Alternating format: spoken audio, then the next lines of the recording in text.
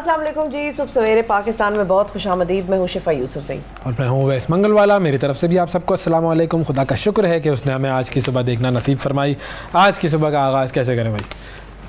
एक सवाल कर लेता हूँ मैं आपसे। देखें, आप सवाल बहुत करते हैं। ये इस मुल्क में सवाल करने वालों के साथ फिर बाद में कोई बहुत अच्छा काम नहीं होता।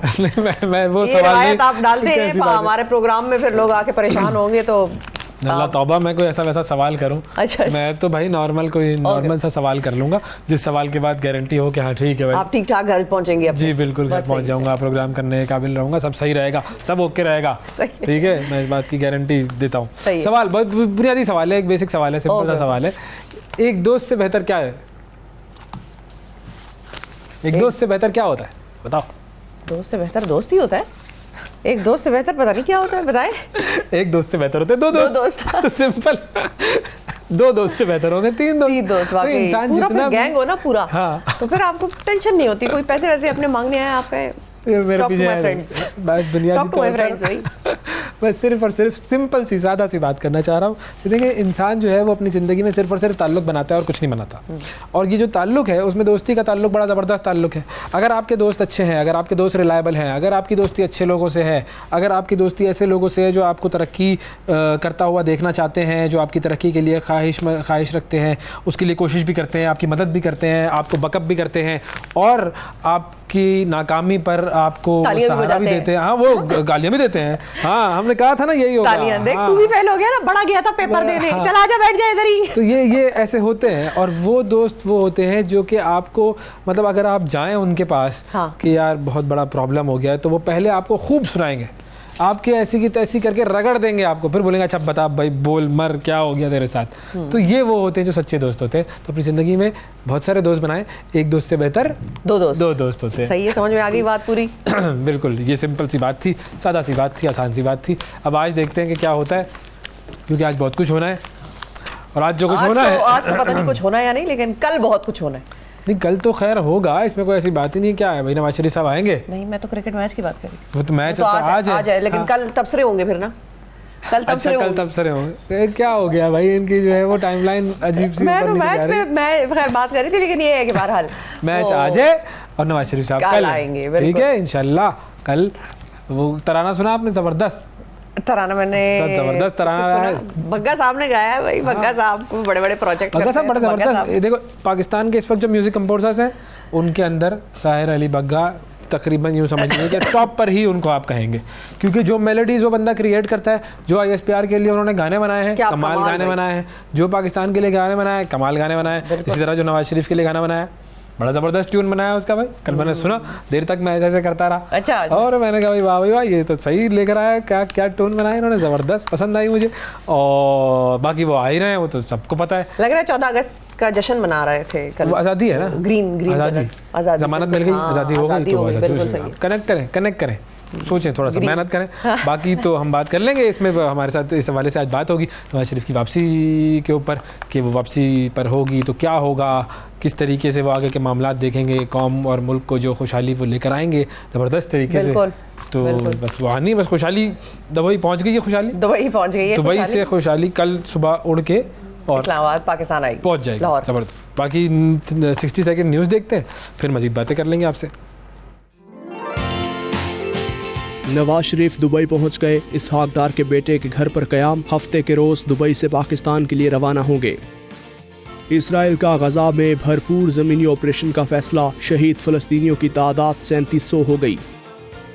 जो बाइडन के बाद बरतानवी वज़ीर आज़म का दौरा इसराइल, मुकम्मल हिमायत की यकीन दहानी। गजा पर बमबारी रुकवाने के लिए अमरीका में मुजाहिरा करने वाले सैकड़ों यहूदी गिरफ्तार। इसराइली बमबारी के शिकार फ़लस्तीनियों के लिए इमदादी सामान के काफ़िले आज गजा में दाखिल होंगे। Chairman joint chiefs of staff और आर्मी चीफ का कसीरुल मुल्क की फ़ज़ाई मश्क का मुआयना। इलेक्शन कमीशन ने चेयरमैन PTI को पार्टी ओहदे से हटाने की दरख्वास्त समाअत के लिए मुकर्रर कर ली। PIA बहरान, निजी एयरलाइंस ने मौके से फ़ायदा उठाकर किराए बढ़ा दिए। हुकूमत का माड़ी जलबानी वाक़े में हलाक अफराद के लवाहिकीन के लिए 80-80 लाख रुपए का ऐलान। बांग्लादेश को शिकस्त, वर्ल्ड कप में भारत की मुसलसल चौथी फतह। जी, ये थी 60 सेकंड न्यूज़। इसमें आपने देखा कि किराए बढ़ गए हैं, किराए बढ़ गए। PIA का बहरान है और बाकी जो एयरलाइंस थी उन्होंने कहा चलो भी किराया बढ़ा दो। इससे ये होता है, ये किसी के लिए क्राइसिस, किसी के लिए अपॉर्चुनिटी बन जाता है। अब ये तो होगा, तो अब आप PIA को क्राइसिस से निकालें तो बाकी लोगों के लिए भाई बेचे बस, मलबा करके बेचे, उसका टायर अलग, पर अलग, हर सीटें अलग, बेचे बस, और अब कुछ नहीं उसमें रह गया। अच्छा, अलग अलग करके बेचने, हो सकता है हम कोई चीज खरीदने पूरी तो नहीं खरीद सकते। एक जहाज BIA का ऐसा भी है जो 53 लाख रुपए का बिका था एक जमाने में, मुझे आप बताएं। हमारे घर में तो अफसोस की एक मुहिम चल पड़ी थी कि हम ना खरीद सके। हमने क्यों नहीं खरीदा, हमें पता होता तो हम खरीद लेते। 50 लाख का जहाज होता, तो वो थोड़ा सस्ता था, तो कुछ खराब जहाज होगा, कोई फर्क नहीं पड़ता, हम ठीक करा लेते। मैकेनिक से थोड़ी ठीक होता है कि सड़क पे जाके उसको कोने वाली दुकान पे मैकेनिक पे सही करवा लेंगे, जहाज भेज दिया भाई। क्या हो गया भाई शिफा, कैसी बातें कर रही हैं आप? अफसोस की सोगवार एक हमारे घर में एक कोई बात नहीं, माहौल था वो बन गया था। होता है। बहरहाल अगली दफा आप कोशिश कीजिएगा खरीदने की। 53 लाख का हम जहाज खरीदेंगे। नहीं, कोई ऐसी बात नहीं है, अभी भी जब बिकेगा प्राइवेटाइजेशन उसकी हो जाएगी और क्या होने पौने होगा सब। ये आप जहन रखिएगा, नजर रखिएगा। अच्छा, और बिल्कुल आगाज हम फिर से वही फ़लस्तीन वाले सिलसिले से करेंगे। 14 रोज़ हो चुके हैं और ये एक ऐसा गंभीर मसला बन चुका है, और कल तो ऋषि सुनक भी चला गया वहाँ पर, हाँ, अपने बड़े भाई के नक्शे कदम पर, और जुमले उनके क्या थे कि जी मैं आपको जीतता हुआ देखना चाहता हूँ। अब ये बायसनेस नहीं है, ठीक है, लेकिन अगर कोई फ़लस्तीन के हवाले से पॉजिटिव बात कर ले, अगर कोई फ़लस्तीन की हिमायत कर दे, तो ये बायसनेस हो जाती है। बिल्कुल। ये किस कदर अंधे गुंगे बहरे हम लोग बन गए हैं कि लोग कुछ भी करते रहें, और जो वीडियोज़ आ रही हैं, एक एक वीडियो आप देखें आपका दिल हिल जाता है, बच्चों के साथ वहाँ पर क्या हो रहा है, लेकिन किसी को कोई एहसास ही नहीं है। ख़ासतौर पर ये जो वेस्टर्न कंट्रीज़ हैं, ये तो बिल्कुल इन्होंने अपने आप को इसराइल के साथ मिला लिया है। उस जुल्म में आप बजाय मतलब उसको रोक नहीं सकते, ठीक है, आप उसका साथ दे रहे हैं। अगर आप आर्म्स एंड एम्यूनेशन के साथ नहीं दे रहे, तो आप बातों से मॉरल सपोर्ट उसको दे रहे हैं कि हाँ ठीक है करो, हम कुछ नहीं करेंगे। ये हो रहा है, एक एक वीडियो देखकर रोना आ जाता है। ऐसा और बच्चे मलबे के नीचे दबे हुए लेटे हुए हैं, लोग उनके ऊपर से मलबा और वो सब चीजें हटा रहे हैं, इस किस्म की वीडियोस आ रही हैं। अस्पतालों में लोगों के एडमिशन, वो जो ऑपरेशन हो रहे हैं वो बगैर एनेस्थीसिया के हो रहे हैं। हाँ, ये देखिए, एनेस्थीसिया ना हो तो आपको जरा सा कट लगे, आपको पता लग जाता है कि कितनी तकलीफ होती है। अब आपके पास एनेस्थीसिया नहीं है, आप बेहोश नहीं कर सकते, लेकिन ऑपरेशन करना है जान बचाने के लिए, जाहिर है वो तो शख्स तकलीफ में ही इतना मुब्तला होगा, उसी में मर जाएगा बेचारा। बिल्कुल। काफ़ी सारे ममालिक में एहतजाज चल रहा है, और यूरोप के बहुत सारे ममालिक में एहतजाज चल रहा है। हालांकि उनकी जो मुल्क की जो क़यादतें हैं वो सारी इसराइल के साथ है, लेकिन अवाम वो ज़रा जी शऊर होते हैं। मशरिक़ वस्ता के जो ममालिक हैं उनके साथ साथ मगरबी ममालिक ने भी बड़ी तादाद में लोगों ने फ़लस्तीन के हक़ में मुजाहरे किए हैं। तो कौन कौन से ममालिक ऐसे हैं कि जहाँ पर मुजाहरे हुए हैं? ये हम आपको बताते हैं। बिल्कुल, मशरिक़ वस्ता में लाखों मुसलमान जो है, और ये बड़े बड़े मुजाहरे हैं, ये नहीं कि एक छोटा सा ग्रुप खड़ा है, छोटे नहीं, आपको पूरी सड़कें ब्लॉक नज़र आएंगी। गज़ा पर जो इसराइली फ़ज़ाई हमले हैं उनके खिलाफ फ़लस्तीनियों की हिमायत में बड़े बड़े मुजाहरे हो रहे हैं। उर्दन से यमन, और अगर हम बात करें अम्मान जो ज़ाहिर है उर्दन का दारुल हुकूमत है, और फिर जो सना है यमन का दारुल हुकूमत, उससे मुसलमान जो हैं वो नमाज जुमा के बाद सड़कों पर उमड़ आए थे। ये पिछला हफ्ता गालिबन जब हम ये बात कर रहे हैं। और इसी तरह फिर उर्दन में इसराइली सफारत खाने में घुसने की कोशिश की गई। ये अब आप देखें, ये सफारत खाने के बाहर की जो है ये वीडियो है जो चल रही है। अच्छा, फिर बैरूत की अगर हम बात करें तो हिज़्बुल्लाह के बड़े हामी, और वहाँ पर उन्होंने लिबनानी, फ़लस्तीनी और हिज़्बुल्लाह के परचम लहराते हुए गज़ा की हिमायत में और इसराइल के ख़िलाफ़ वहाँ पर नारे लगाए। बड़े मुजाहरे हुए वहाँ पर। बिल्कुल। ईरान में मुजाहरे हुए, ईरान में बहुत बड़े मुजाहरे हुए, और ईरान में भी इसी तरह जो है इसराइल का एक बड़ा हरीफ है, सख्त उनकी मुखालफत करते हैं, और वो तो कहते हैं कि हम तो हर वक्त तैयार हैं, हमें सिर्फ एक इशारा हो, हम जाके इनकी मदद करेंगे। तो खैर बहरहाल दारुल हुकूमत तेहरान में उन्होंने इसराइली और अमरीकी परचम जलाए, और इसराइल और अमेरिका के खिलाफ और फ़लस्तीनियों के हक़ में नाराबाजी हुई है। आपको ईरान नज़र आ रहा है, सारा ये इराक का दारुल हुकूमत है बगदाद, वहाँ पर हज़ारों लोग आ गए तहरीर स्क्वायर पर एक मुजाहरे के लिए इकट्ठे हुए। तुर्की का शहर, जो शहरों में मतलब मलाठिया और इस्तंबुल, वहाँ पर बिल्कुल एहतजाजन लोगों ने अमेरिकन मिलिट्री बेस में घुसने की कोशिश की है। बिल्कुल। मोरक्को के शहर में लोग फ़लस्तीनियों के हक़ में फ़लस्तीनी परचम उठाए हुए सड़कों पर आए थे, और इसी बुनियाद पर फिर मंगल को इसराइली हुकाम की जानिब से अपने शहरियों पर तुर्की और मोरक्को जाने पर उन्होंने पाबंदी लगा दी थी। बिल्कुल, ये भी है, ये सिलसिला भी है। अच्छा, फ़लस्तीन के बाद अगर लंदन की हम बात करें तो लंदन में भी बहुत बड़े बड़े एहतजाज हुए हैं। लंदन में भी ट्रैफलगर स्क्वायर और यहाँ वहाँ जहाँ पर भी लोग जमा होते हैं वो हुए हैं जमा, लेकिन लंदन में मुख्तलिफ मुनफरद तरीके का एहतजाज भी हुआ है कि लोगों ने, अच्छा 10 डाउनिंग स्ट्रीट जो प्राइम मिनिस्टर का घर है वहाँ पर, उसके बाहर ज़बरदस्त एहतजाज किया और उसके बाहर नमाज भी अदा की। तो ये वहाँ पर एक यूनिक चीज़ थी जो देखने को मिली। वैसे तो हर तरफ शोर और नारे और वो सब चल रहा था, लेकिन यहाँ पर एक मुनफरिद चीज़ ये हुई कि 10 डाउनिंग के बाहर लोगों ने नमाज अदा की। और बाकी लंदन में मुजाहिरे जो हैं वो भी अपने तारीखी थे, इतने बड़े। और लंदन में तो क्योंकि जूइश कम्युनिटी भी बहुत ज़्यादा है, वो जूइश कम्युनिटी भी मुसलमानों के साथ, या जो भी फ़लस्तीन के हक में मुजाहिरे कर रहे थे वो जूइश कम्युनिटी भी उधर मुजाहिरे कर रही थी। अच्छा, बहुत सारे ममालिक में पाबंदी भी लगा दी गई है मुजाहिरों पर। ये बड़े अच्छे ममालिक है, मुझे बड़े पसंद आए ये ममालिक। ये ममालिक वो है जो कहते हैं कुरान जलाने की आज़ादी है, आप कुरान अगर जलाना चाह रहे हैं। नमाज वाली वीडियो नहीं चलाई हमारी टीम ने, वैसे अगर वो रख लेते तो। कौन सी वाली? नमाज वाली।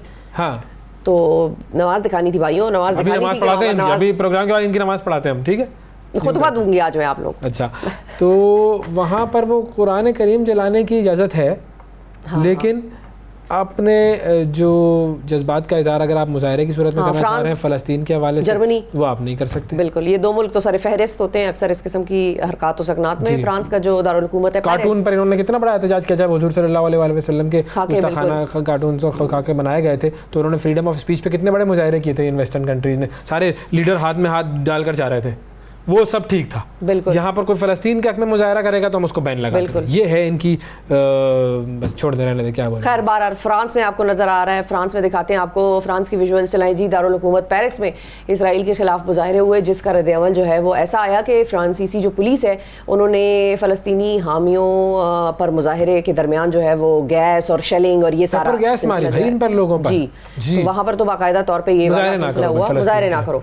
और बर्लिन जो है, बर्लिन जर्मनी का शहर, वहाँ पर भी फ़लस्तीन की हिमायत में लोग जो है वो मुजाहिरे किए, सड़कों पर निकल आए और वहाँ पर भी हुकूमत की तरफ से इन मुजाहिरों की तरफ पाबंदी जो है वो आयद कर दी गई थी। अच्छा, इसी तरह दारुल हुकूमत जो है हॉलैंड का एम्स्टरडैम, वहाँ पर भी पाबंदी के बावजूद फ़लस्तीनी मुजाहिरे हुए और फ़लस्तीनी मज़ालिम, इसराइली मज़ालिम के खिलाफ मुजाहिरे हुए। और वो भी बड़े पैमाने पर हुए। गैरतमंद लोग कहाँ से आ गए? सारी दुनिया में मौजूद है, सारी दुनिया में है। मैं तो अभी आपको एक और मुल्क का नाम बताऊंगी, आप हैरान हो जाएंगे। अच्छा, टूनीसिया के हवाले से भी हम जरा बता दें लोगों को। टूनीसिया में भी जो है वो शदीद मुजाहिरे हुए, हजारों लोग वहां पर भी सड़कों पर निकल आए। और हमारा पड़ोसी भारत भी, हालांकि इसराइल का सफारती ताल्लुकात है इन दोनों ममालिक के, भारत में बड़े जोरों शोर से इसराइल की जो है वो हुकूमती सतह पर हिमायत जारी है, लेकिन भारत में लोग जो हैं वो निकले हैं फ़लस्तीन के हक में और लोगों को उठा के भारतीय पुलिस ने जेलों में डाला है। ये भी वीडियो आई हुई थी। तो ये सारी सूरत हाल है। जागो, कुछ जागो। आज है मुजाहिरे, वो उधर एमकेएम वगैरह वालों ने भी किए हैं कराची में, और उससे पहले जमात इस्लामी वालों ने किया था। तो हमें भी मतलब एटलीस्ट ये तो करना ही चाहिए। अच्छा, एक और बड़ा सीन हो गया वहाँ पर, मोमिना मुस्तहसन जी, वो पाकिस्तान की सिंगर, बड़ी आफरीन वगैरह जो उन्होंने गाया था राहत फ़तेह अली ख़ान के साथ, बड़ी मशहूर हुई थी वो।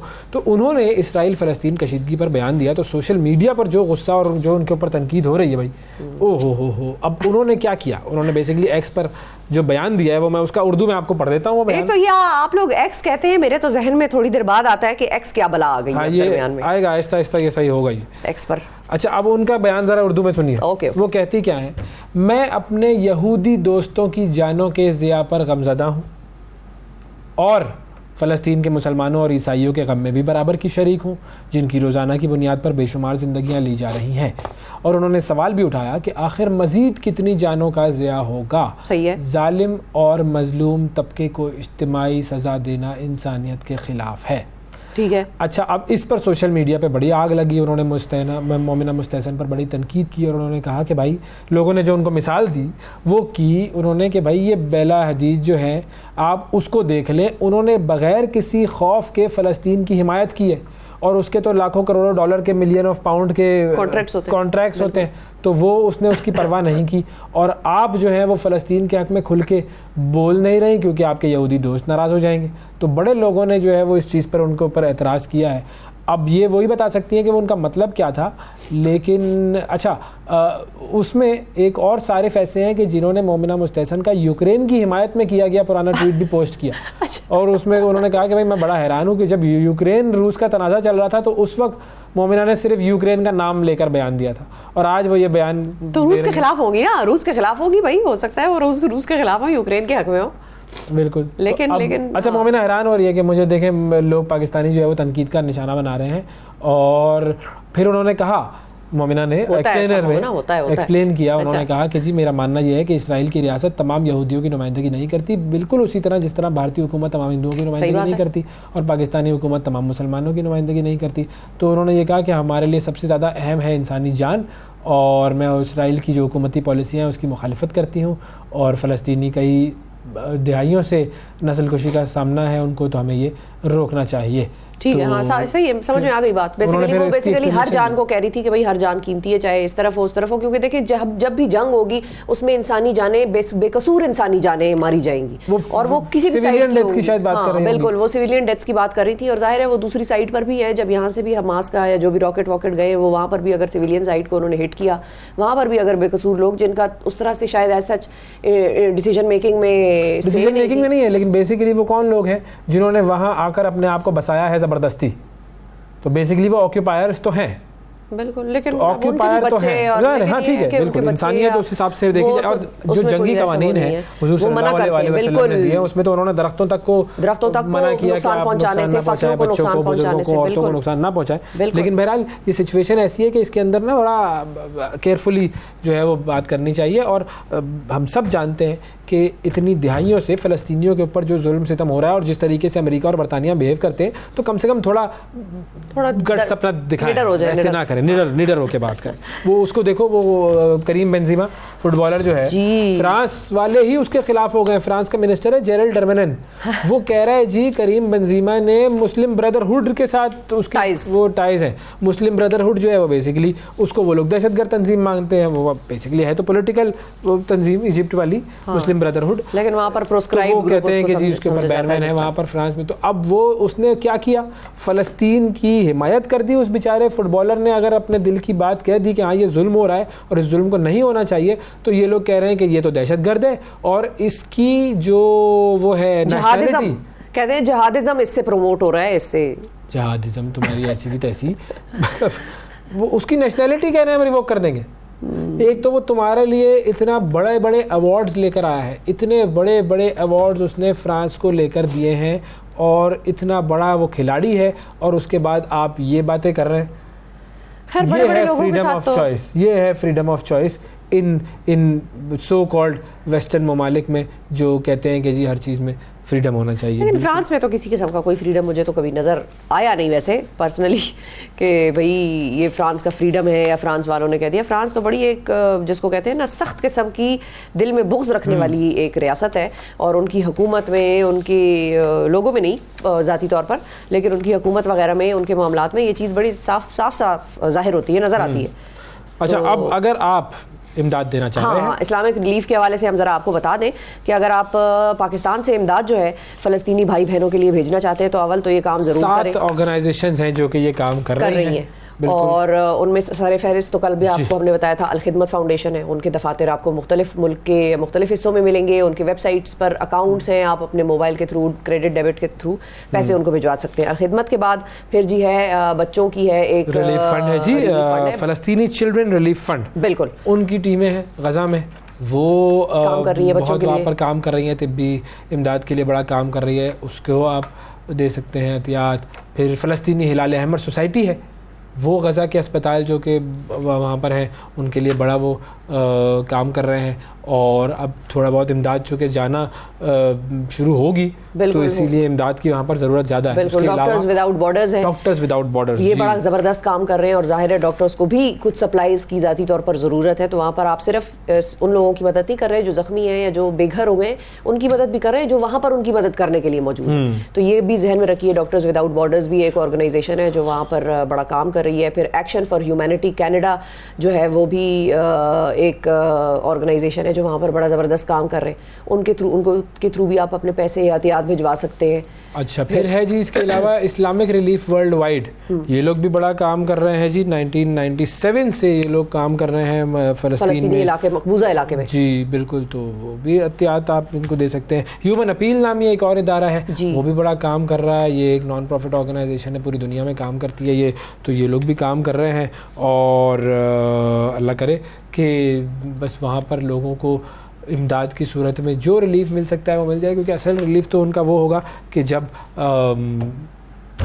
ये मामला ख़त्म होगा, जब इसराइल की बदमाशी ख़त्म होगी, जब दुनिया के ममालिक जागेंगे और इसराइल रुक जाएगा, असल तो उनको रिलीफ उस वक्त मिलेगा। लेकिन अब ये है कि इसराइल प्रॉब्लम ये है कि दुनिया के बड़े बड़े ममालिक ना जाग रहे हैं और ना वो इसराइल को रोकना चाहते। बिल्कुल, और प्लानिंग भी लगता है इस दफ़ा उनकी कुछ और ही है कि बस एक ही दफ़ा हिट वाइल, वो कहते हैं ना hit while the iron is hot, तो उस वक्त मारो जब लोहा गर्म है तो उसी वक्त बस मार दो। तो इस वक्त लोहा बड़ा गर्म है और नुकसान शुरू हुआ है, दुनिया खामोश है। इसराइल ने देख लिया है कि भाई चलो हमारे हक में बातें आ रही हैं, बड़ी बड़ी ताकतें हमारे साथ खड़ी हैं, लोगों का बोलने से कोई फ़र्क नहीं पड़ता, तो कर लो जो करना है और इसी वक्त कर लो, एक ही दफ़ा इसको किस्से को ख़त्म करो वंस एंड फॉर ऑल। तो ये भी सूरत हाल जो है वो अल्लाह ना करे डेवलप हो, लेकिन हालात कुछ इसी किस्म के नज़र आ रहे हैं। चलें एक काम करते हैं, छोटा सा वक्फा ले लेते हैं जी, फिर वक्फे के बाद दोबारा आते हैं, तो और बहुत सारी बातें आपसे करनी है। मिलते हैं एक छोटे से ब्रेक के बाद।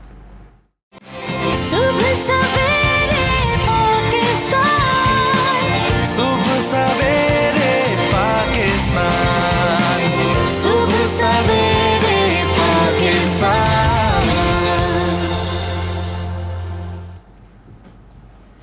वेलकम बैक जी। फ़लस्तीन पर इसराइल की जानिब से 14 दिन से मुसलसल जुल्म और बर्बरियत का सिलसिला जारी है। फ़लस्तीन का यह तनाज़ा सिर्फ मशरिक़ वस्ता के अंदर महदूद नहीं बल्कि दीगर तमाम ख़ित्तों पर भी उसके असरात मुरतब हो रहे हैं। ख़ासतौर पर यूरोप में सूरत हाल काफ़ी पेचीदा है। लंदन में फ़लस्तीनियों के हक़ में जो मुज़ाहरा हुआ, सबसे बड़ा मुज़ाहरा था, उसकी वजह से बरतानवी हुकूमत ने शहरियों पर मुज़ाहरे करने पर पाबंदी आयद कर दी है। उसके बावजूद लोग मज़ीद मुज़ाहरे कर रहे हैं। फ़्रांस में भी बड़ा मुज़ाहरा हुआ, जर्मनी में भी। फिर उसके बाद यूरोप के मुख्तलिफ ममालिक में सिक्योरिटी के मसाइल सामने आ रहे हैं, बॉम्ब थ्रेट्स आ रहे हैं, बहुत से कवानीन में तब्दीली की जा रही है। इसी हवाले से मज़ीद हम बात करेंगे। हमारे साथ मौजूद है फ़्रांस में हमारे सीनियर सहाफ़ी जनाब यूनुस खान साहब। अस्सलाम वालेकुम सर।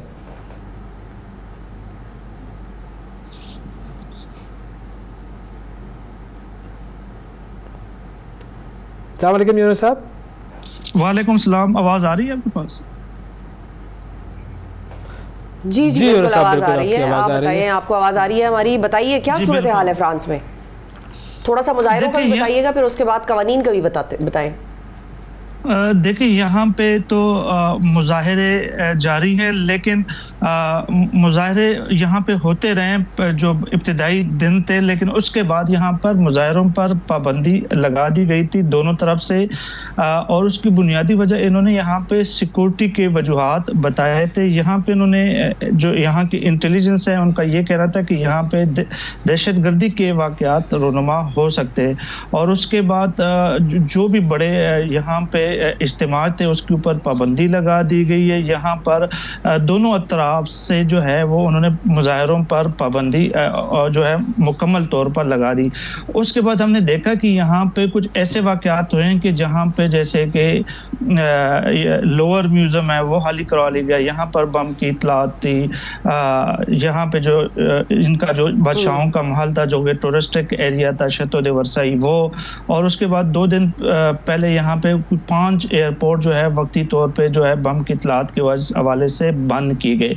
इसके हवाले से इसके अलावा भी ऐसे इतलात यहाँ पे इंटेलिजेंस बेस पे आ रही है कि यहाँ पर किसी भी वक्त कोई ना कोई दहशतगर्दी के वाक़यात रोनुमा हो सकते हैं, जिसकी वजह से यहाँ पर पिछले हफ्ते से 12,000 से ज़ायद पुलिस नफरी को तैनात कर दिया गया। यहाँ पे अगर हम पब्लिक मुकामात पर देखें जहाँ पे रेलवे स्टेशन, एयरपोर्ट और टूरिस्टिक एरिया, तो वहाँ पे हमें पुलिस की एक भारी प्रेजेंस नज़र आती है। तो यहाँ पे सूरत हाल इंतहाई कशीदा है और लोग इसकी वजह से लोगों में भी खौफ और हिरास पाया जाता है। ठीक है, जो पब्लिक ओपिनियन है और जो गवर्नमेंट ओपिनियन है वो दोनों अलग अलग है, ऐसा ही है? जी बिल्कुल, यहाँ पे जो हुकूमती सतह पर जो है वो इसराइल का साथ दिया जा रहा है, लेकिन यहाँ पे जो हुकूमती पार्टी है उसमें जो एक अहम लीडर है मुल्ला शाह, उसने जो है हमास के हवाले से बड़े मुस्बत जो है वो बयानात दिए हैं, जिसके वजह से उसको जो है बास लोग तनकीद का भी निशाना बना रहे। लेकिन उसकी एक बहुत बड़ी पार्टी यहाँ पे 82 उसके मेंबर कौमी असम्बली, और अगर उनकी इत्तेहादी की जमातों को भी साथ ले लें तो वो 132 तक बनती है। यहाँ पर भी अगर हम देखें तो यहाँ पर भी पॉलिटिशियन डिवाइडेड हैं। कुछ लोग जो है वो समझते हैं कि यहाँ पे दोनों अतराफ की साइड की जो है बात करनी चाहिए, जबकि हुकूमती सतह पर जो हमारे सदर इमैनुअल मैक्रोन है उन्होंने एक वाज़ेह मौक़िफ़ अपनाया हुआ है, और चूंकि उनकी जो है वो बहुत एक तारीखी हिस्ट्री है फ्रांस की इसराइल के साथ ताल्लुकात के हवाले से, तो वो उस हवाले से चल रहे हैं। लेकिन अगर हम अवामी सतह पर बात करें तो अवामी सतह पर यहाँ पे हम देख सकते हैं कि ज़्यादातर जो है वो गज़ा और फ़लस्तीन के हक़ में यहाँ पे बहुत बड़े इतने बड़े प्रोटेस्ट निकले कि किसी इस्लामी मुल्क में भी शायद ना निकले हों। और यहाँ पर सियासतदान अब ये एक बहस चल रही है कि जब एक अवामी इतना प्रेशर हो तो वो कब तक सस्टेन इस हवाले से कर सकते हैं, और यहाँ का मीडिया भी इस चीज़ को रिपोर्ट कर रहा है। तो कानून साजी के हवाले से जरा बताएं यूनुस साहब के कानून साजी क्या हो रही है उस मुल्क में, फ्रांस में, इस हवाले से, और क्या कवानीन अब ये लोग बना रहे हैं? देखें, पिछले कुछ दिनों से फ्रांस में बड़े कुछ इस तरह के वाक़यात हुए हैं कि एक चिचनियन नौजवान था और उसने स्कूल टीचर्स को कत्ल किया था। उसके बाद यहाँ पर इस हवाले से बहुत बहस हो रही थी।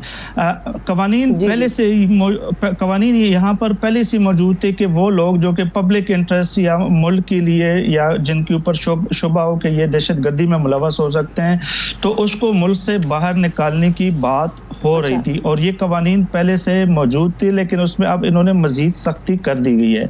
और उसमें ये कह रहे हैं कि वो फैमिलीज, जैसे अगर कोई बच्चा जो है वो एक्सट्रीमिस्ट है और उसके ऊपर जो है उनको ख्याल है कि ये दहशतगर्दी के वाक़यात वगैरह कर सकते हैं, तो अगर उनकी फैमिली हुकूमत को रिपोर्ट नहीं करेगी तो वो न सिर्फ उस लड़के को डिपोर्ट करेंगे बल्कि उसके तमाम फैमिली को भी डिपोर्ट कर सकते हैं। और इस हवाले से जो हमारे पास इत्तलात है वो ये हैं कि यहाँ पे इनकी इंटेलिजेंस ने एक जो सर्वे किया है उसके हवाले से इन्होंने कोई 5000 तक अफराद की जो है लिस्टें बना चुके हैं जिनके ऊपर इनको शुबा है कि ये दहशतगर्दी कर सकते हैं या ये एक्सट्रीमिस्ट ग्रुप से ताल्लुक़ रखते हैं या इनकी कोई बहुत ज़्यादा मजहबी ख्यालात के लोग हैं। इसके हवाले से जो इंसानी हुकूक के जो तंजीमें हैं वो ये समझती है कि इससे दहशतगर्दी मज़ीद बढ़ेगी, लोगों में इंतहाई गुस्सा होगा, तो इस तरह के कवानीन इंसानी हुकूक के संगीन खिलाफ वर्जी है। सही। अच्छा, ये भी बताइएगा कि ईरान जो इसराइल और इसकी फ्रांस की जो रिलेशनशिप है उसके अंदर हम देखते हैं कि न्यूक्लियर ट्रेड भी ये लोग कर रहे होते हैं, काफ़ी ज़्यादा ओपनली ये लोग एक दूसरे की सपोर्ट कर रहे होते हैं, लेकिन जो अवामी, जिस तरह आपने कहा, ज़्यादा सपोर्ट है फ़लस्तीन के साथ, लेकिन वहाँ पर हमने बहुत सारे ऐसे वाक़यात भी माजी में देखे हैं कि जिसमें इस्लामोफोबिया नज़र आता है। तो अब वो जो इस्लामोफोबिया है वो भी इस वक्त क्या इन प्ले है या नहीं है? पब्लिक की सतह की मैं बात कर रहा हूँ।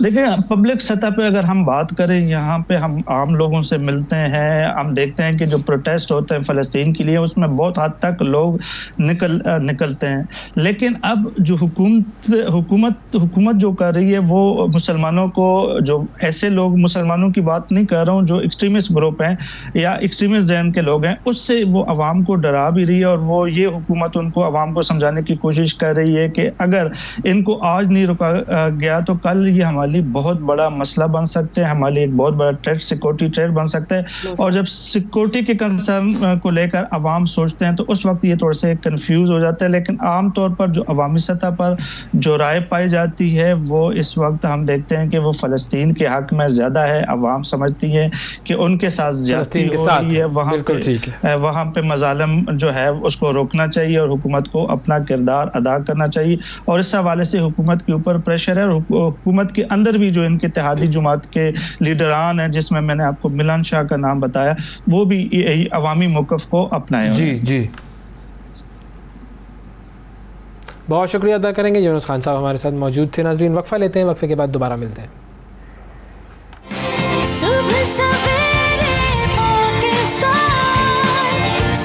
सवेरे पाकिस्तान, सुबह सवेरे पाकिस्तान। अच्छा जी, वेलकम बैक। कुछ मजीद खबरें आपको बताते हैं। कौन सी खबर से आगाज करें, आप बताएं। कीनिया। अच्छा, कीनिया में एक बंदे को किया उन्होंने गिरफ्तार, और वो गिरफ्तार क्यों किया है मैं आपको बताता हूँ, आप जरा सुन लें। वकालत से मामला है ये, जी बिल्कुल, और कानूनी मामला है ये। हमारे यहाँ भी कानून के ऊपर बड़ी बात होती है। अब कीनिया में हाल ही में एक शख्स को गिरफ्तार किया है। उस बंदे ने वकालत की, मुख्तलिफ मौक्किलों की नुमाइंदगी करते हैं वकील, केस लड़ते हैं लोगों के, तो केस उसने लड़े लोगों के, और इस बंदे का नाम था ब्रायन म्योंदा। ओके। और इसने मुख्तलिफ लोगों के केसेस लड़े, और वकील नहीं था ये, इसने वकील का रूप धार कर केसेस लड़े।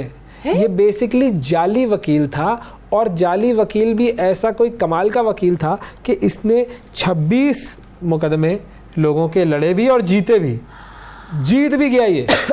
इसने कहा भाई मैं तो टैलेंटेड आदमी था ना, उसको पता भी होगा कानून का, जब भी जीता होगा। नहीं तो ये जज वगैरह ये उससे केस सुन रहे हैं, वो बोले जा रहे हैं और ये सुने जा रहे तो हैं, वो काम की सही बात करता होगा, ढंग की बात करता होगा।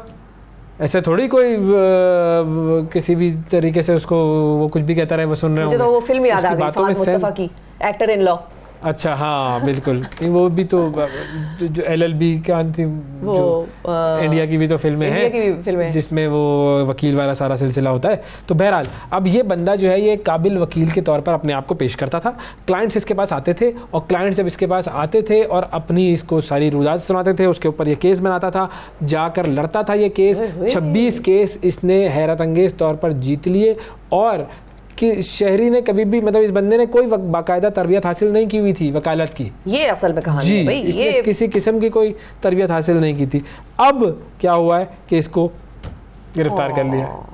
एक तो वो मुकदमे लड़ रहा है लोगों के, जीत रहा है, और अब इसको गिरफ्तार कर लिया है। मतलब उसकी कोई ये जहन की एबिलिटी है भाई, जीनियसिटी के लिए जीनियस है वो बंदा। अगर तो वो बगैर पढ़े ये सारा कुछ कर रहा है और प्रिपेयर कर रहा है। लॉ कोई बहुत आसान चीज नहीं है जो हर एक को बगैर पढ़े या बगैर समझे समझ आ जाए। असली वकीलों ने शिकायत की बेसिकली इसकी, असली वकीलों ने, ये तो हमारा काम खराब कर सड़ गए थे ना दरअसल। सारे मुवक्किल उसके पास जा रहे थे, फीसें जमा कर रहा था। पाकिस्तान लाओ भाई, इस बंदे को पाकिस्तान लाओ, बड़ी जरूरत है। बहुत सारे मुकदमों में बड़ी जरूरत पड़ेगी इसकी, मैं आपको बता रहा हूँ। बिल्कुल बहुत सारी जरूरत पड़ेगी। अच्छा, एक और शख्स की भी हम आपको जरा बात बता दें। तस्वीर अगर हमारे पास रेडी है तो बताएं हम। अच्छा, जॉश पॉल है जी, तस्वीर इनकी दिखाएं। जॉश पॉल इनका नाम है, और बुध की इवनिंग की ये तस्वीर है। जॉश ने किया क्या है, जॉश ने कमाल किया है, जो भी किया, करता क्या है, चाहता क्या है। जॉश होता है स्टेट डिपार्टमेंट में अमेरिका के, और वो साहब बोले ना, अगर अमेरिका का कोई शख्स है और वो स्टेट डिपार्टमेंट का वो शख्स है तो उसको तो साहब बोला जाएगा। जो काम किया उस पर डबल साहब बोलूंगी मैं। आप सुने उन्होंने किया क्या। जॉश पॉल है, डायरेक्टर है कांग्रेशनल एंड पब्लिक अफेयर्स के स्टेट डिपार्टमेंट में, यानी कि अमेरिका का वो इदारा जो दुनिया को कंट्रोल करने और मैनिपुलेट करने के काम करता है सारे। तो वो जो स्टेट डिपार्टमेंट है उसमें पॉलिटिकल अफेयर्स के डिपार्टमेंट और ब्यूरो में ये डायरेक्टर है, और इन्होंने कर दिया है रिजाइन, और इन्होंने पोस्ट किया अपना रिजाइन ऑनलाइन, और एहतजाजन बाइडन की पॉलिसीज के खिलाफ इन्होंने एहतजाज करते हुए अपना रिजाइन पोस्ट किया। और उन्होंने लिखा क्या है उसमें, ये अहम बात है, आप सुनिएगा। इतनी क्लैरिटी से तो मुसलमानों के बयानात नहीं आए जितने कि इनके आ गए हैं। लेट मी बी क्लियर, हमास's attack on Israel was not just a monstrosity, it was a monstrosity of monstrosities. लेकिन बर्बरियत की भी बर्बरियत। But I believe to the core of my soul that the response Israel is taking, and with the American support both for that response and for that status quo of the occupation, will only lead to more and deeper suffering for both the Israeli and the Palestinian people. तो इसने फिर resign कर दिया। इसने अपने ओहदे से इस्तीफा दे दिया, और बाइडन एडमिनिस्ट्रेशन और पॉलिसीज ऑफ वॉर जो है, बेसिकली जो उनकी वॉर के हवाले से एडमिनिस्ट्रेशन की पॉलिसीज हैं उसके खिलाफ इन्होंने एहतजाज किया। इन्होंने इनकार किया बाइडन की पॉलिसीज को मानने से और उसका हिस्सा बनने से, सहूलतकारी उसकी करने से, उनके दफ्तर में बैठकर उनकी तनख्वाहें लेते हुए। इन्होंने कहा मैं ये काम नहीं कर सकता। हाँ, जो हमास ने किया, अब उर्दू में भी जरा ट्रांसलेट कर दें कि जो हमास ने किया वो ठीक है, वो बर्बरियत थी, उसने अटैक किया, उसने लोगों को मारा, मैं इसकी हिमायत नहीं करता। लेकिन जो रिस्पॉन्स इजराइल का और अमेरिका का हमास के अटैक के बाद आया, ये भी कोई ऐसी चीज़ नहीं है कि इसको भी किसी तरीके का सपोर्ट मिले या किसी भी लेवल पर सपोर्ट किया जाए। मैं अपनी सर्विसेज विड्रॉ कर रहा हूँ स्टेट डिपार्टमेंट ऑफ अमेरिका से, और मैं यहाँ पर इस्तीफा दे रहा हूँ। भाई उसकी इसराइल की जो सूरत हाल इस वक्त ऐसी है कि उसके साथ सारे एम्पायर मिले हुए, और जब सारे एम्पायर मिल जाए तो आप कुछ नहीं कर सकते फिर। तो वही जॉश पॉल साहब Good. 2 दफा मैंने अब इनको कहा साहब साहब।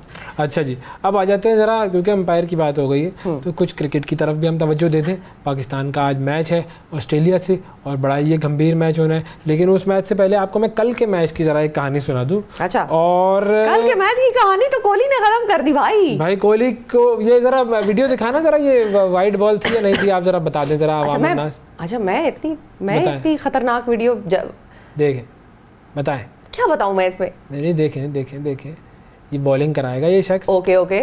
और ये बॉल क्या वाइड थी या नहीं थी? अच्छा, ये देखें, ये अच्छा, ये इस तरफ से गई है। हाँ। ठीक है, राइट हैंडेड बैट्समैन है, इसके आगे के बजाय पीछे गई है बॉल। हाँ। लेकिन अंपायर ने इसको वाइड बॉल नहीं करार दिया।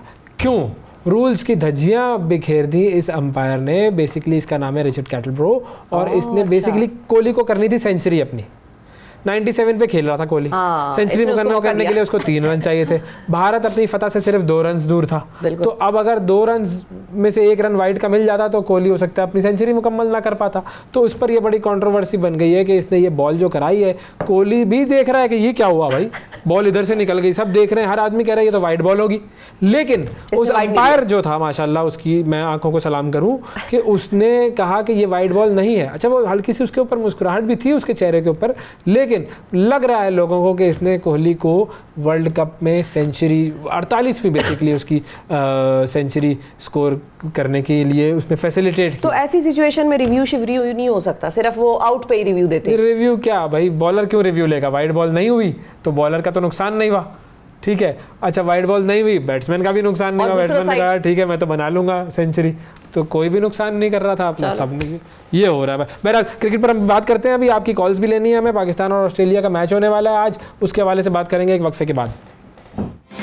सुबह सवेरे पाकिस्तान, सुबह सवेरे पाकिस्तान, सुबह सवेरे पाकिस्तान।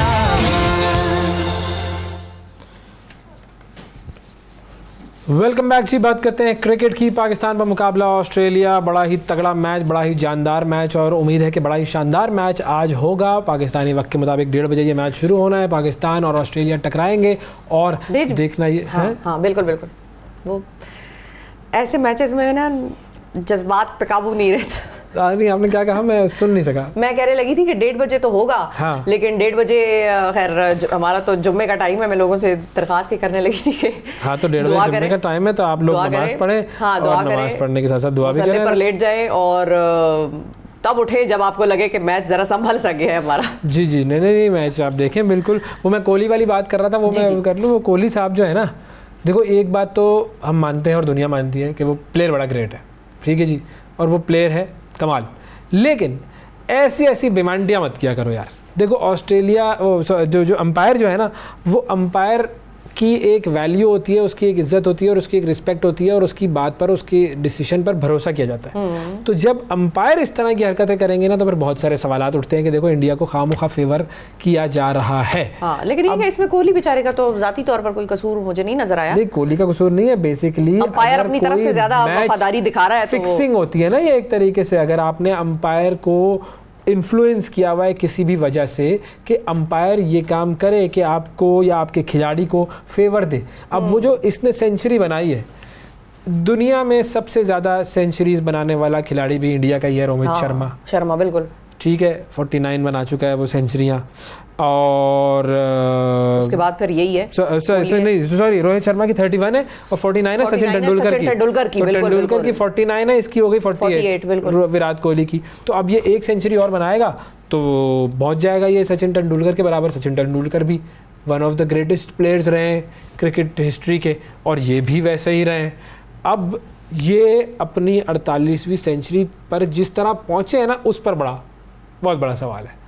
और DRS के हवाले से बहुत सारे वैसे ही सवालात इस पूरे वर्ल्ड कप में उठाए जा रहे हैं। आपकी कॉल्स भी हम ले लेते हैं और आप हमें कॉल कीजिए और आप बताइए कि आज के मैच में क्या होना है। वर्ल्ड कप के हवाले से आप कितने मुतमईन हैं DRS से, ये कोहली साहब से? पूरी उम्मीद तो पता नहीं कितने लोग होंगे। पाकिस्तान का मुकाबला ऑस्ट्रेलिया के ऊपर थोड़ा सा हम अगर नजर डालें, क्या हुआ माजी में? क्या हुआ माजी में? हुआ ये कि पाकिस्तान और ऑस्ट्रेलिया बुनियादी तौर पर उन्होंने 107 मैचेस खेले हैं अब तक ओवरऑल टोटल, वर्ल्ड कप की बात नहीं कर रहा हूं, Otherwise भी 107 मैचेस खेले हैं उन्होंने, और ऑस्ट्रेलिया का पलड़ा भारी रहा। काफी भारी है, ऐसा भारी नहीं है, काफी भारी है। भाई टीम ही ऑस्ट्रेलिया की टीम, अच्छा, मतलब 5 दफा ऑस्ट्रेलिया वर्ल्ड चैंपियन रहा मतलब है। जो मेरे जैसे नाकिस इल्म रखने वाले भी लोग हैं क्रिकेट के फील्ड में, मतलब कभी कभी तो जज्बात की लॉ में बह के हम बहुत कमेंट्री कर देते हैं, लेकिन जिनको कम पता है, जो कम देखते हैं, फॉलो करते हैं, उनको भी ये बात बावर हुई है कि ऑस्ट्रेलियन टीम, हाँ। साउथ अफ्रीकन टीम, ये कुछ टीमें ऐसी हैं कि जिन्होंने कमाल महराज पे अपने आप को पहुंचाया है और परफॉर्म अच्छा, करके। अब 107 में से ऑस्ट्रेलिया ने जीते हैं 69 मैचेस, अच्छा, ठीक है जी, और पाकिस्तान ने जीते हैं 34। ओके। 3 मैच ऐसे हैं कि जो कि नो रिजल्ट रहा उनका, ओके। और 1 मैच ऐसा है जो कि टाई हो गया था। अब आप बात करते हैं वर्ल्ड कप की। वर्ल्ड कप में अभी तक ये दोनों मैच दोनों टीमें हैं, ये 3-3 मैचेस इन्होंने खेले हैं। पहले 2 मैचेस ऑस्ट्रेलिया हारा, तीसरा मैच ऑस्ट्रेलिया जीता। पाकिस्तान पहले 2 मैचेस जीता और तीसरा मैच हारा है। अब ये दोनों आमने सामने आएंगे, आज दोनों टीमों का चौथा मैच है। मैथ्स की क्लास लग रही है नाजरीन। वो होते थे ना कि ये एक्स का अमाउंट, ये वाई का अमाउंट, ठीक है, समझ में आ गया, और हम सर हिला रहे होते थे ऐसे जी, और समझ में कुछ नहीं आ रहा होता था। गौर से सही है, ठीक है, बताएं। तो चौथा मैच खेलेंगे दोनों। ओके, अब वर्ल्ड कप में ये दोनों टीमें 10 मरतबा आमने सामने आई हैं, सही है। 10 टाइम्स इन्होंने मुकाबला किया है। इन मुकाबलों में क्या हुआ है, जरा ये मैं आपको हिस्ट्री, तारीख के झरोकों में मैं आपको लेकर जाता अल्लाह हूँ, अल्लाह। ठीक है। तारीख के झरोकों में पहला जो मैच हुआ था वर्ल्ड कप में इन दोनों टीमों का, वो हुआ था 1975 में। ये पहला वर्ल्ड कप था, ओके, पहला वर्ल्ड कप था, वनडेज का, 60 ओवर्स का ये मैच होता था उस वक्त। अच्छा, पाकिस्तान और ऑस्ट्रेलिया की टीमें सामने आई, आमने सामने आई, कैंगरूज। और पाकिस्तान को इन कैंगरूज ने आराम से हरा दिया 73 रन से। पहले मैच वर्ल्ड कप में कोई अच्छा, उसमें कोई मुकाबला ही नहीं था, कुछ भी नहीं और था, क्या? आगे बढ़ जाए, अच्छा। छोड़ दें उसको, ठीक है, पाकिस्तान हार गया, ठीक है। अच्छा, दूसरा मैच हुआ 1979 में, ओके, उसमें आपको बताता हूँ क्या हुआ, लेकिन पहले एक कॉलर है आतिफ साहब, उनसे बात कर लेते हैं। अस्सलाम वालेकुम आतिफ। जी वालेकुम सलाम। आतिफ, साहब। अपने टीवी की आवाज बंद कर दें। जी बंद कर दी है। जी सर, बताएं। शाबाश। अब बताइए जी, क्या कहेंगे जी आज के मैच के हवाले से? सर मुझे लगता है कि आज फखर जमान को चांस देना चाहिए। वो सर फखर जमान इंजर्ड है, नहीं खेल रहा आज। जमान खान बॉलर है जो उसको आज प्लेइंग करनी चाहिए। जमान खान शायद बीमार है, वो भी शायद ना खेल लेगा शायद, लेकिन सर साढ़े मोटे में मार पाए नहीं। आपको नहीं लगता ये सब बीमार टीम ही ले गए हैं इनको? नहीं सर, वो वहाँ का वेदर ऐसा है, वो शुभमन गिल भी इंडिया का बीमार हुआ था, 2 मैचेस उसने भी नहीं खेले थे शुरू के, तो वो मामला जो है वो जरा वेदर का है वहाँ पर। 5-6 खिलाड़ी पाकिस्तान के जो है वो बीमार हो गए बेचारे, बिल्कुल, तो ये हुआ है ये। हाँ, ये बस इंशाल्लाह पाकिस्तान आज विन करेगा है। तो ये बताएं मुझे कि किस उम्मीद पर ये आप कह रहे हैं, कौन सा खिलाड़ी ऐसा है जो आपको लगता है कि आज कुछ कर जाएगा? सर आज बाबर आजम आज प्लेइंग करेगा, बहुत अच्छा वो खेलेगा 10 ओवर इंशाल्लाह। उसके साथ मोहम्मद रिजवान, अब्दुल्ला शफीक। अगर मैं दुआ करता हूँ कि वो सेहतयाब हो जाए तो हाँ। वो है, वो आपकी परफॉर्मेंस को दोबारा आके पाकिस्तान की आवाम को दिखाएं कि मैं हूँ, किस फॉर्म में आ गया हूँ। सही है जी, चलिए, थैंक यू जी, बहुत शुक्रिया आतिफ साहब। अब बात करते हैं जी 1979 की। अब 79 में पाकिस्तान और ऑस्ट्रेलिया की टीमें world cup, second world cup था ये, एक बार फिर आमने सामने आई। इस मरतबा पाकिस्तान ने बदला चुकाया अच्छा, पहले हराया। वर्ल्ड कप का, और कैंगरूज को 89 रन से हराया। क्या बात है यार, हल्का ना लो हमें, ठीक है जी, ठीक है। अब आ जाते हैं आप 87 के वर्ल्ड कप में। अच्छा, 87 का जो वर्ल्ड कप था उसमें कैंगरूज और पाकिस्तानी टीम जो है वो तीसरी बार आमने सामने आए, और इस बार ऑस्ट्रेलिया ने सेमीफाइनल था ये, पाकिस्तान का होम ग्राउंड था, पाकिस्तान में ये मैच हो रहा था, और ऑस्ट्रेलिया ने 18 रन से पाकिस्तान को हराया, और फाइनल उन्होंने नाम कराया, फाइनल तक पहुंचे भी और फाइनल भी जीत लिया था। अच्छा, बिल्कुल। फिर आ जाते हैं 1992 पे, 92 का वर्ल्ड कप, पाकिस्तान और ऑस्ट्रेलिया की टीमें, ऑस्ट्रेलिया में हो रहा था ये वर्ल्ड कप, पाकिस्तान ने ये वर्ल्ड कप जीता था, और इधर ऑस्ट्रेलिया को उनके क्राउड के सामने पाकिस्तान ने हराया 48 रन से। जी बिल्कुल, सब पता है थोड़ा याद, प्रॉम्प्टर का कमाल है ये नाज़रीन। थोड़ा याद है। 92 का वर्ल्ड कप तो वैसे लोगों के जहनों पे छपा हुआ है, बिल्कुल ही मतलब नक्श हुआ है। बिल्कुल, आजकल 92 का वर्ल्ड कप छुपा हुआ है और वैसे छपा हुआ है। एक और कॉलर है, नदीम साहब से बात करते हैं। अस्सलाम वालेकुम। जी नदीम साहब, सर कैसे हैं आप? अल्लाह का शुक्र, बहुत अच्छा माशाल्लाह प्रोग्राम चल रहा है आपका। थैंक यू भाई। तो अब क्रिकेट का आज का मैच है, तो ये तो मैं नहीं कह सकता कौन परफॉर्म करेगा, लेकिन ये बता सकता हूँ कि कौन परफॉर्म नहीं करेगा। हाँ, कौन नहीं करेगा, ये अच्छा लगा भाई, पसंद आई मुझे आपकी बात, कौन नहीं करेगा। हाँ, वही शादाब को शुक्र है कि बाहर कर दिया, उसने परफॉर्म नहीं करना था। हसन अली बीच में है, वो परफॉर्म नहीं करेगा। इमाद जो है वो सॉरी इमामुल हक है, वो परफॉर्म नहीं करेगा। बाकी लेकिन हसन अली तो फिर भी विकेट शिकटे ले लेता है, कुछ कर लेता है, मतलब ऐसे तो उन विकेटों का क्या करना है जो काम ही नहीं आएंगे आप। वो लेके संभाल के रखता है विकेट। हाँ, तो 40% ये जीत सकता है मेरी नजर में। ये 60% पाकिस्तान मैच इसको हारता है। यानी 40 पाकिस्तान का और 60 ऑस्ट्रेलिया का। ऑब्वियसली मैंने जितनी पहले प्रेडिक्शन की है वैसे ही चल रही है। अगर कोई टीम हल्की हो तो मैं 50-50 पे कर सकता हूँ। ठीक है, लेकिन देखो ना अभी ऑस्ट्रेलिया की बैटिंग भी तो नहीं चल रही। दोनों जो मैचेस थे उसके जो वो दोनों हारा, तो बैटिंग लाइन तो उसकी चली नहीं। 200 के करीब वो रन बना रहा है बेचारा ऑस्ट्रेलिया। हालांकि ठीक है सर, आपकी बात बिल्कुल ठीक है, लेकिन होना क्या है, होता ये है कि पाकिस्तान के अगेंस्ट कोई भी आ जाए वो बैटिंग भी चल जाए, उसकी बॉलिंग भी चल जाती है। सही बात है। वैसे मैं कल उसको सुन रही थी, विराट कोहली को सुन रही थी, हम 200 से ऊपर जाते हुए हमारी जो है वो हालत खराब हो जाती है। वो कहता है this was a chasable target, nothing. हाँ तो ठीक है, 261 मसला ही नहीं है। 268 जो भी था वो इतने आराम से चिल कहते हैं। में दुआ करेंगे सर हम। चलो ठीक है, बिल्कुल दुआ करें। बहुत शुक्रिया आपका अदा करेंगे हम। पाकिस्तान ऑस्ट्रेलिया की बात हो रही है, वो चैन से सुने मेरी बात आप, ठीक है। इधर उधर पता नहीं कहाँ निकल जाते हैं आप लोगों का मसला ये है। बहरहाल मैं बात कर रहा था 1992 के वर्ल्ड कप की। कॉल इन पब्लिक भी स्टार्ट कर दें, पब्लिक जो है वो भी बात कर रही थी हमसे। तो हम बात कर रहे थे 1992 के वर्ल्ड कप में, और पाकिस्तान ने ऑस्ट्रेलिया को उसके होम क्राउड के सामने ही हरा दिया। उसके बाद 1999 में हुआ ये दोनों टीमों का आमना सामना।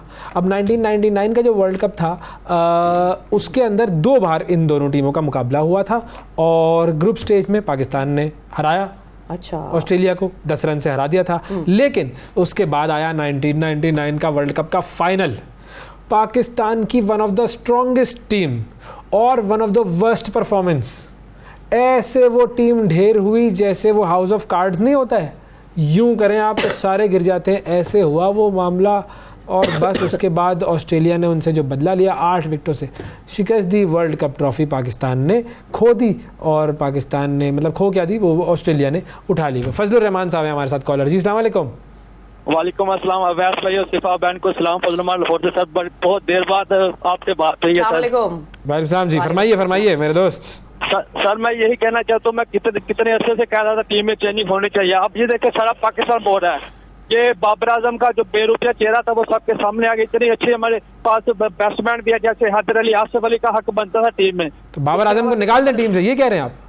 सर देखिए ना, ये टीम इतने अच्छे हमारे पास बैट्समैन है। आसिफ अली का सर, बाबर आजम दुनिया का नंबर 1 बैट्समैन है सर।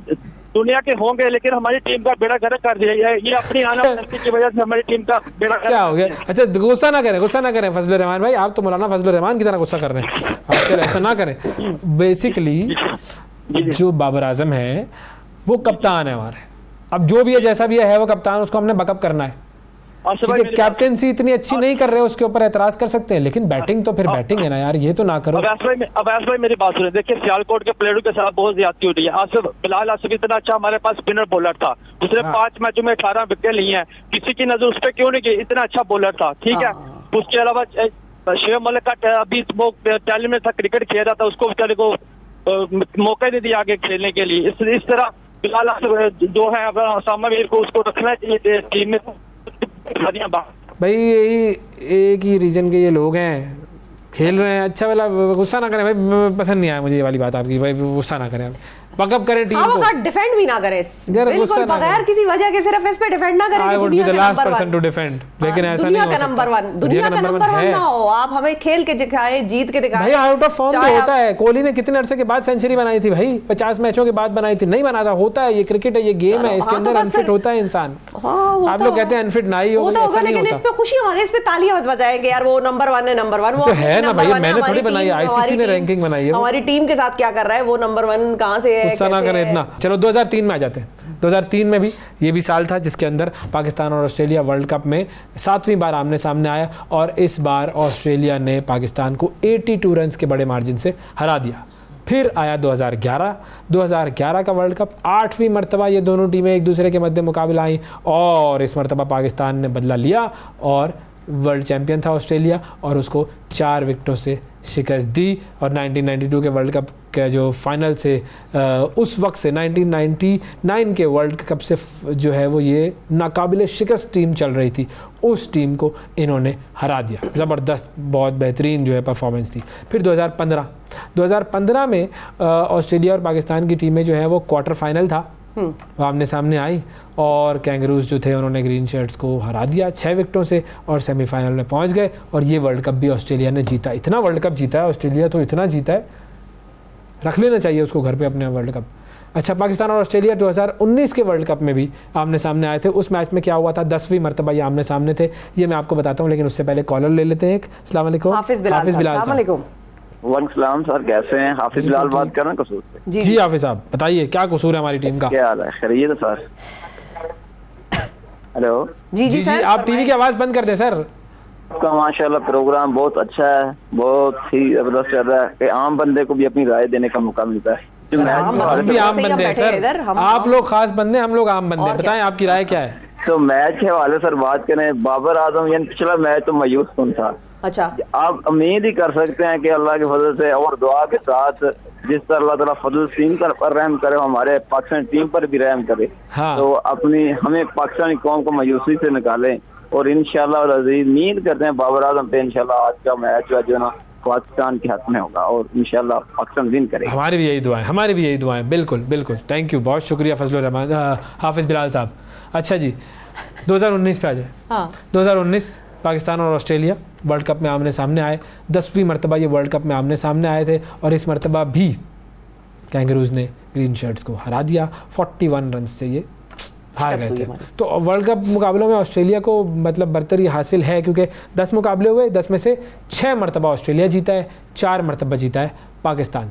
तो अब बेंगलुरु में आज मैच होगा, देखते हैं कि ये 7-4 होता है या 6-5 होता है। आप बताइए।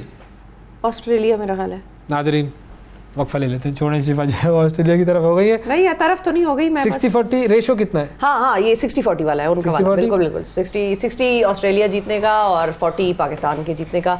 वो उनकी बात, इस बात पे मैं अग्री करती हूँ बिल्कुल कि हम मतलब ठीक है, हराया उनको होगा जितनी दफा, लेकिन होता है, प्रेशर में आ जाते हैं। कोई बात नहीं, पानी पी। चले नाज़रीन, वक्फा ले लेते हैं, वक्फे के बाद दोबारा हाजिर होते हैं। जब तक मैं शिफा को देता हूँ पानी। शिफा पानी पिए। सुबह सवेरे पाकिस्तान, सुबह सवेरे पाकिस्तान, सुबह सवेरे पाकिस्तान।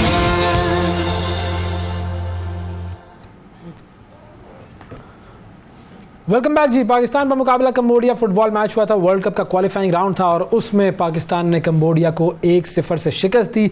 गोल स्कोरर हारून हमीद हमारे साथ मौजूद हैं, पाकिस्तान की फुटबॉल टीम में खेलते हैं, बड़ा ज़बरदस्त, और उनसे हम बात करेंगे आज के ये मैच कैसा रहा और अब आगे क्या होना है। हारून हमीद, अस्सलाम वालेकुम। वालेकुम सलाम, thanks for having me.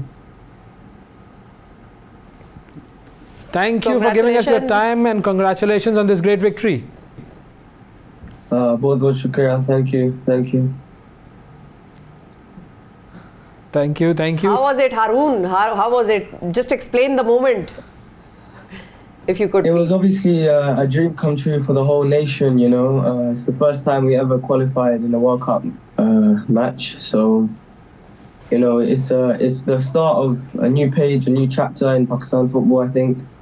And I think it's turning heads in Pakistan to look at football as well. So it's growing, and I think the next up and coming games are big ones. We're playing Saudi Arabia next, so that's obviously a big game. And inshallah we can perform and show everyone what we can do again.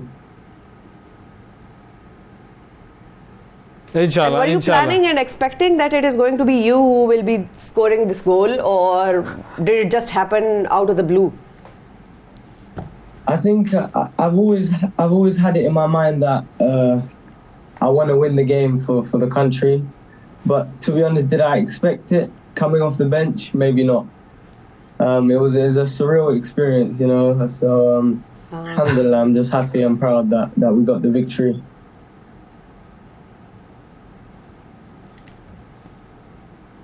Okay, now I was reading this statement by the coach Stephen Constantine, and he said that I've not seen so many grown men cry in my life. Was it really the scene? Yeah. We're all crying. You know, it means so much to us. It's the first time in Pakistan's history that we've qualified to the next round of the World Cup qualifier. You know, so it meant so much to us, and it was the first home game for I think 8 years. So playing in front of the home crowd, you know, they were supporting us, and it was really an emotional scene after the game. Absolutely, it was a great moment for us also. Okay, so tell us about your background. You've been playing in the Pakistani team since the last 1 year. You're from the UK. How did you join the Pakistani team? Tell us about your football background and your training and your connection with the Pakistani team. Yeah, so since a young boy, since maybe 10 years old, I've been at the Queen's Park Rangers Academy. I left last year, so I'm looking for a new club. And Pakistan contacted me in my last year at Queen's Park Rangers, which was last year. So they contacted me from there, and it's been history ever since.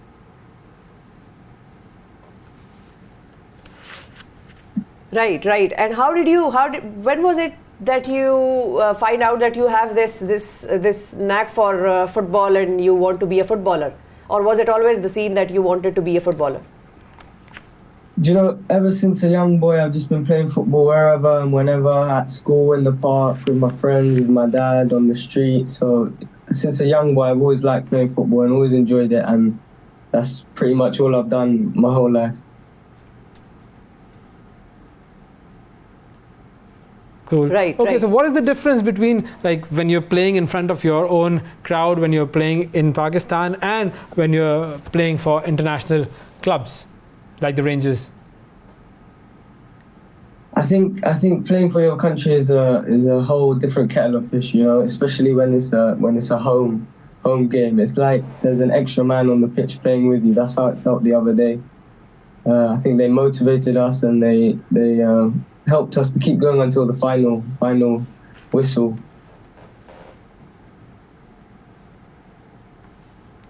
Okay. So when you scored this goal, how was the response from your teammates? Obviously, we can see the videos and they're celebrating, cheering, and everything. But how was the moment? Something that just touched your heart or crazy, something? you know, because it was crazy. Because coming from the UK, maybe I don't understand or appreciate how much it actually. Of course, it means a lot to me as well. But for them, they understand the history more of Pakistan football, and they know it hasn't been the greatest in Pakistan. So for us to win this match, you know, after I scored, all my teammates were coming over to me and hugging me and saying thank you, like to show what it meant to them. So it was a crazy feeling, and alhamdulillah, we got through to the next round.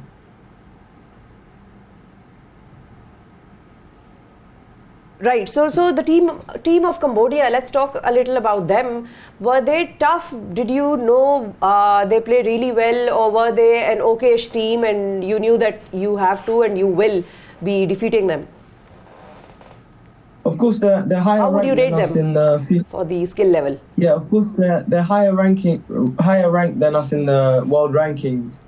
But we didn't let this affect us. You know, we had a game plan and we stuck to it. We had done previous analysis on the team, and that's thanks and credit to all the staff behind the scenes.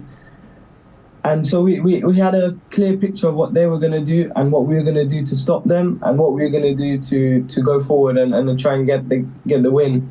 And, you know, that's what we did. We didn't concede over both legs, and alhamdulillah, we won 1-0. So I think we knew they weren't going to be an easy opponent. But you and your team members, were they not feeling pressured like the usual thing that we face with the Pakistani cricket team, that their pressure is so visible on their faces and in their performance? Were you not pressured, looking at the higher ranking of Cambodia's team, or were you good at controlling them? I think we were just so happy to play back at home, you know. So it was like a new experience for us, playing in front of the home fans. Okay. So we were, of course, we knew it was a big game and there was a lot of pressure on us. but I think we thrived under it, and the fans really did help us get through to the win. So what is coming up next? Because you said we are playing Saudi Arabia next. What's the game plan for that game? Of course, we just finished off this win, so we're still celebrating and enjoying the victory. But no, we've got to focus on the next game in Saudi Arabia, which is in a month's time. Yeah, I'm sure there'll be some camp soon for training and to prepare ourselves for the match. इंशाल्लाह. Thank you for giving us your time and best of luck for the future. हमारे साथ मौजूद थे जी हमीद साहब, पाकिस्तान के goal scorer. और अब आगे देखते हैं क्या होता है. बिल्कुल. साथ ही साथ हम कवर करते रहेंगे फुटबॉल की न्यूज़ को भी और फुटबॉल की जिस तरह से डेवलपमेंट्स हो रही हैं. वैसे बहुत सारी डेवलपमेंट की जरूरत भी है फुटबॉल में वैसे. बिल्कुल. एक वक्फे की तरफ हमें बढ़ना है. वक्फे के बाद वापस आते हैं, आपसे दोबारा मिलते हैं. Stay with us. सुबह सवेरे पाकिस्तान, सुबह सवेरे पाकिस्तान, सुबह सवेरे पाकिस्तान.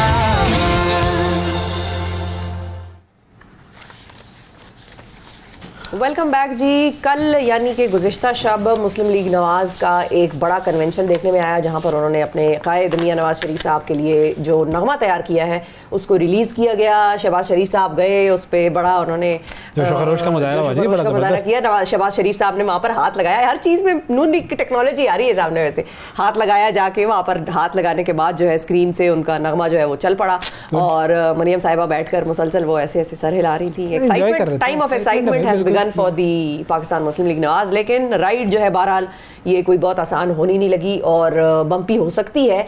इम्कान इसका ये है. इसी हवाले से हम बात करेंगे कि अब कल का जो दिन है, जाहिर है मोटरसाइकिलें, जन्नत के टिकट और इसके बाद अब आवाम का क्या जम गफीर होगा, आएगा मीनार पाकिस्तान, कैसे कैसे जो है यहाँ पर अब चीज़ें जो है वो अनफोल्ड करेंगी.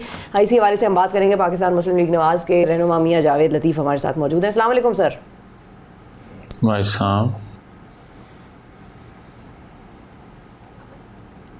सर बहुत शुक्रिया प्रोग्राम के लिए वक्त निकाला आपने. सबसे पहले तो थोड़ा सा कल का ज़रा हमें बता दें, कल की एक्टिविटी होगी क्या? नवाज शरीफ साहब की और आपकी पेशगोइयाँ जो है वो रंग ले आई हैं.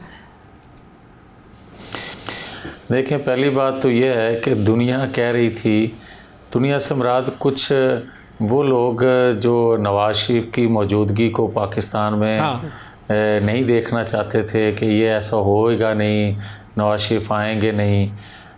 देखें, हमने कानून को भी फेस किया, हमने अदालतों को भी फेस करने का हमेशा से हमारा तुर्रा इम्तियाज़ रहा है कि हमने कानून से मावरा कभी कोई कदम नहीं उठाया.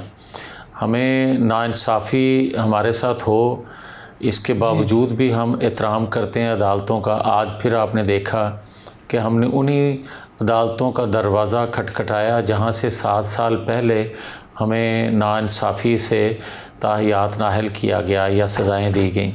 अब जहाँ तक तल्लक है 21 अक्टूबर का, तो मैं बड़ा वाज़िया हूँ इस हवाले से कि 21 अक्टूबर को कोई जलसा, कोई इस्तकबाल, कोई रैली कतई नहीं है.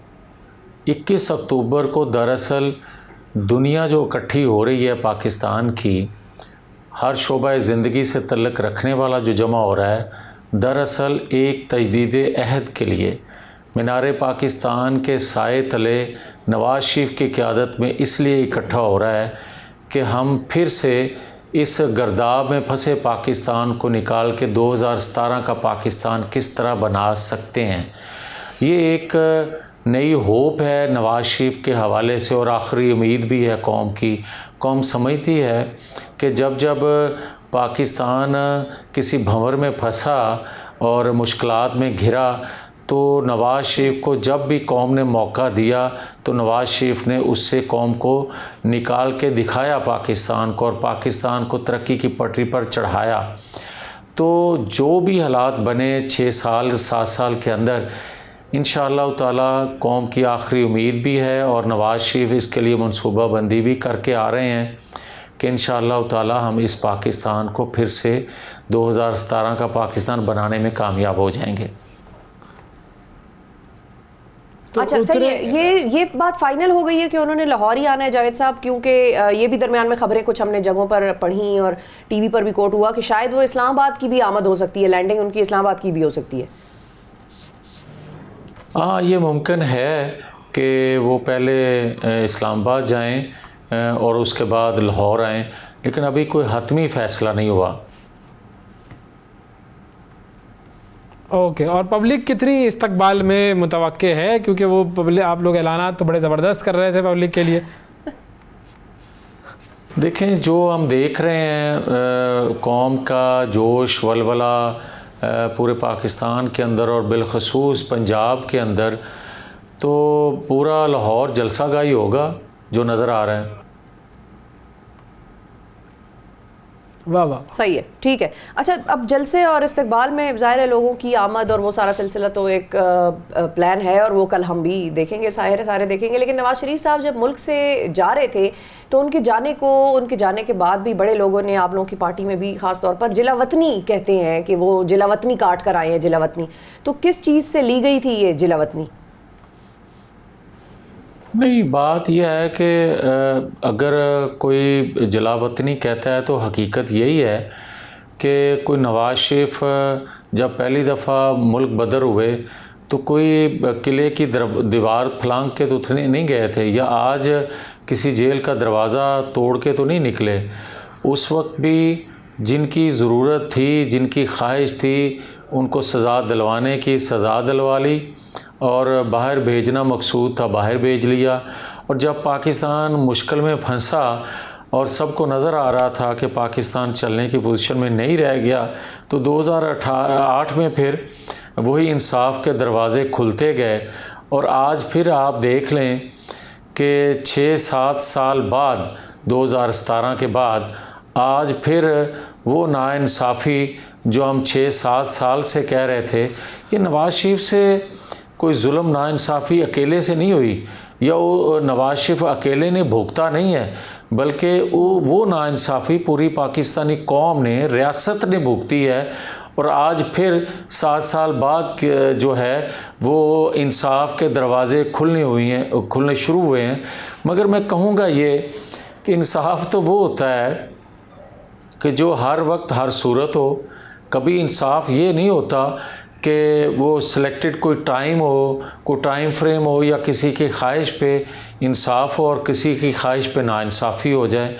तो मैं समझता हूँ कि पाकिस्तान आज भी अगर आगे बढ़ना है, जो कि इंशाअल्लाह ताला नवाज शरीफ की क़यादत में बढ़ेगा, तो मैं समझता हूँ कि इंसाफ के बग़ैर और तमाम अदारों के आइनी हदूद क़यूद जो हैं, जो तयन किए हैं आइन ने, उनमें रहते हुए पाकिस्तान दोबारा तरक्की कर सकता है, या कौम दोबारा से मुतहद हो सकती है, एतमाद कर सकती है अपने आइन पे, अपने अदारों पे, अपनी रियासत पे यकजा हो सकती है। तो वो इसी सूरत हो सकती है जब आप आइन पे अमल करें।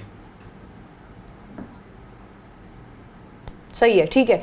अच्छा, पीपल्स पार्टी जो दीगर मुखालिफिन हैं, पीपल्स पार्टी हो गई या दीगर लोग हो गए, वो ये कह रहे हैं कि लाडला, मतलब वर्ड जो अब लाडला हो गए नवाज शरीफ साहब, ये कह रहे हैं, ये कह रहे हैं बिल्कुल। हाँ, तो क्या वाकई मियां साहब लाडले हो गए, बन गए लाडले दोबारा से?